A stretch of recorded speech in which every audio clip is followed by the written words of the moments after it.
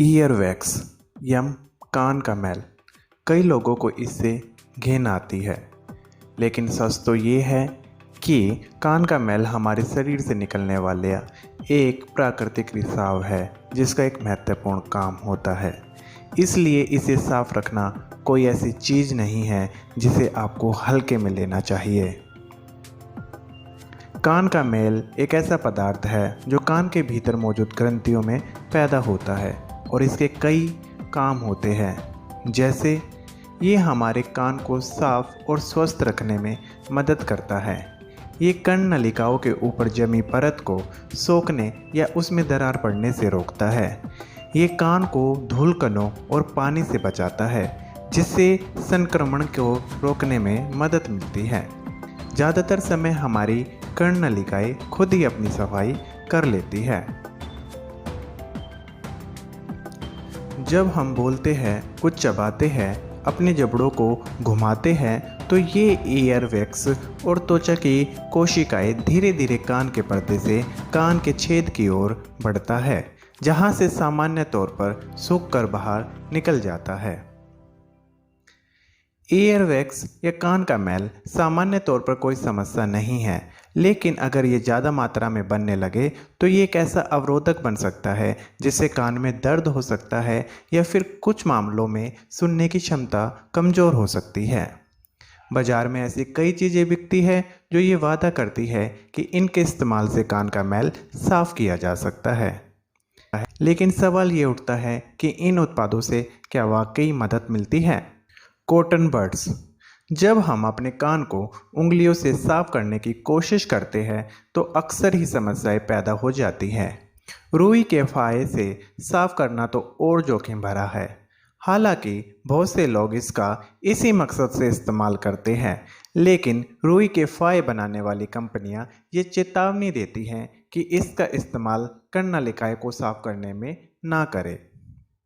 अगली बार जब इसे इस्तेमाल करने को लेकर आपका दिल मचले तो एक बार इसकी पैकिंग के लेवल पर लिखा संदेश जरूर पढ़ लें।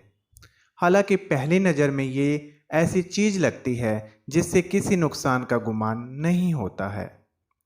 मुमकिन है कि कॉटन के उस पैक पर आपको ये लिखा मिले कि रुई के फाव को कर्ण नलिकाओं में नहीं डालना चाहिए। जब हम इसका इस्तेमाल करते हैं तो दरअसल होता ये है कि हम ईयर वैक्स को कान के और भीतर धकेल देते हैं। ये कान के उन हिस्सों से चिपक सकता है जो खुद की सफाई में सक्षम नहीं होते हैं। ईयर वैक्स में कान के बाहर की तरफ से ऐसे बैक्टीरिया हो सकते हैं जो संक्रमण की वजह बन सकते हैं। रुई के फाहे से कान का मैल साफ करने का एक नतीजा ये भी हो सकता है कि ऐसा करने पर कान की अंदरूनी त्वचा में एक तरह की जलन पैदा हो सकती है, जिससे बार बार उस हिस्से को छूने का मन करे। यह एक दुष्चक्र में बदल सकता है। कुछ मामलों में अगर रुई के फाहे ज़्यादा गहराई में पहुंच जाए तो इससे कान का पर्दा फट सकता है, अचानक दर्द बढ़ सकता है, खून निकल सकता है और अस्थायी तौर पर सुनने की क्षमता का ह्रास हो सकता है। Year candle. जो लोग कान के मैल से छुटकारा चाहते हैं उनके लिए ईयर कैंडल जैसा एक प्रोडक्ट भी बाजार में मिलता है। इस टेक्निक में एक लंबी, पतली और जलती हुई मोमबत्ती को एक शंकु के आकार वाली चीज में रखा जाता है। शंकु में एक तरफ छेद होता है और इसकी दिशा कान के भीतर होती है। यह दावा किया जाता है कि इसके इस्तेमाल से कान का मैल और अन्य अशुद्धियां साफ हो सकती है, लेकिन शोध से पता चला है कि एयर कैंडल कान का मैल साफ करने में असरदार नहीं है और इससे खतरा हो सकता है। इससे कान और चेहरा जल सकता है। इससे मोमबत्ती का वैक्स कर्ण नलिकाओं तक पहुंच सकता है और कान के पर्दे को नुकसान पहुंचा सकता है। Ear drops. बहुत से लोग ईयर ड्रॉप्स का इस्तेमाल कान साफ करने के लिए पहले विकल्प के तौर पर करते हैं। ये ईयर ड्रॉप्स कान के मैल को इतना नम कर देते हैं कि ये खुद ही बाहर निकलने लगता है। बाजार में कई तरह के ईयर ड्रॉप मिलते हैं। ये जिन चीज़ों को मिलाकर तैयार किया जाता है उसमें हाइड्रोजन पेरा ऑक्साइड, सोडियम बाइकार्बोनेट या सोडियम क्लोराइड जैसी चीज़ें होती हैं। हालांकि ये एयर ड्रॉप प्रभावशाली हो सकते हैं, लेकिन कुछ मामलों में संवेदनशील त्वचा वाले लोगों में इसके इस्तेमाल से जलन की समस्या देखी गई है। इसके बदले जैतून और बादाम के तेल की बूंदें अन्य महंगे प्रोडक्ट की तरह ही असरदार मानी जाती है। अगर आप जैतून या बादाम का तेल ईयर वैक्स को ढीला करने के लिए करना चाहते हैं तो हम आपसे गुजारिश करेंगे कि अपनी पसंद के तेल को आपको हल्का गर्म कर लेना चाहिए और एक बगल करवट लेके लेट जाना चाहिए।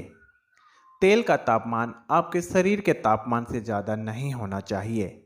इसके बाद ड्रॉपर की मदद से तेल की कुछ बूंदें कान में डालनी चाहिए और उसी करवट 5-10 मिनट लेटे रहना चाहिए। जैतून का तेल आपके कान में जलन पैदा नहीं करेगा, लेकिन ये असर करने में लंबा वक्त लेता है। अगर आपको लगता है कि आपका कान जाम हो गया है तो तेल की बूंदों के इस्तेमाल की प्रक्रिया 3 से 5 दिन तक हर दिन 2-3 बार दोहराई जानी चाहिए। पानी से सफाई। अगर आपको ईयरवैक्स की लगातार समस्या रहती है तो मुमकिन है कि आपका डॉक्टर आपको अपने कान की पानी से सफाई के लिए सुझाव दे। मेडिकल साइंस में इस तरीके को सीजरिंग भी कहते हैं। इस टेक्निक में कान का मैल साफ करने के लिए एक सिरिंज के जरिए कर्णलिकाओं पर पानी की फुहारें डाली जाती हैं।